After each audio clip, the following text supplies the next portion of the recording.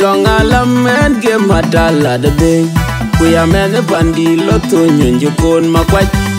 Kuya wene tam tam mangar wene metin. Tingang da ke lu ye ke bedong pino mamal lek. Nyaga mandal.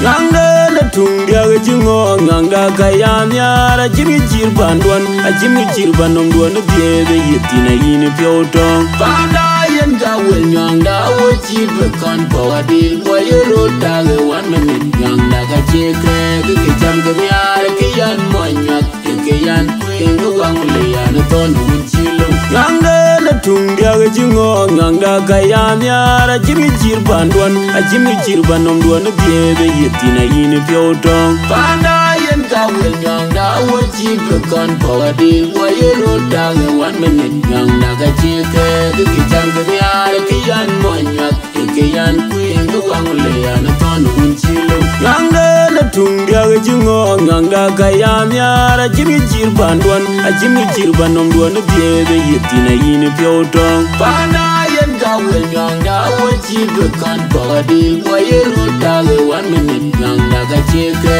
ke jam ke nyara ke yan monyak ke yan kuin wang le yan ton chilo ngangda garille ka chirka kutechen mate koy dira yene roti la nyangno ngangda ka dip ku ka chetiam techen mate koy dira yene roti la nyangno ngangda ga tuch e ka chirma kutechen mate koy dira yene roti la nyangno ngangi da male ku ka mandal unye jucha ngangi deno yaga kumwor kergal yenge nyagdo tu ngabla le ngangda ka cheriol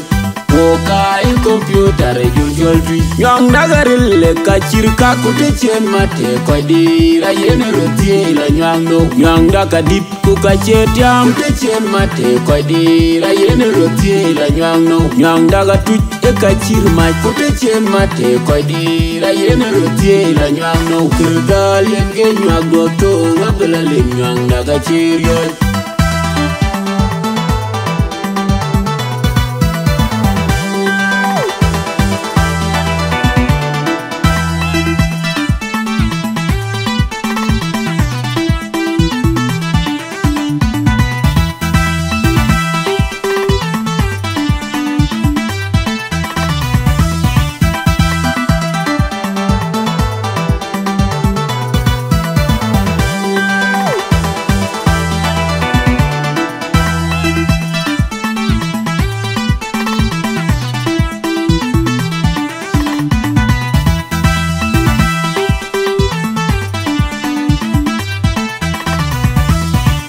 Ngangda na tungdia ke jingo ngangda kaya nyara jimi jirban duan a jimi jirban nom duan de be yitina yini piotong panda yen ga wel ngangda wo jibe kan pawadi boyero dale 1 minute ngangda ka cheke ke jam ke nyara ke yan monyak ke yan kuin wang le yan ton chilo ngangda na tungdia ke jingo ngangda kaya nyara jimi jirban duan a jimi jirban nom duan de be yitina yini piotong panda yen ga wel ngangda wo jibe kan pawadi boyero dale 1 minute ngangda ka cheke ke jam ke nyara ke yan monyak ke yan kuin wang le yan ton chilo ngangda na tungdia ke jingo ngangda kaya nyara jimi jirban duan a jimi jirban nom duan de be yitina yini piotong panda yen ga wel ngangda wo jibe kan pawadi boyero dale 1 minute ngangda ka cheke ke jam ke nyara ke yan monyak ke yan kuin wang le yan ton chilo Nyong dagarille kachirka kutichen mate kwa dira yene rotie la nyong no. Nyong dakadip kukachetiam tichen mate kwa dira yene rotie la nyong no. Nyong dagatuch ekachir mach kutichen mate kwa dira yene rotie la nyong no. Nyong dida malwe kukamamba lunye jurcha nyong dida no yaga kumwar kerga yenge nyong goto ngabele nyong dagacherio. Oka in computer jol tui Nyong dagarille kachirka kutichen mate kwa dira yene rotie la nyong no. Nyong dakadip kukachetiam kutichen mate kwa dira yene rotie la nyong no. Nyong dagatuch ekachir mach kutichen mate kwa dira yene rotie la nyong no. Kergal yenge nyong goto ngabela nyong dagacherio.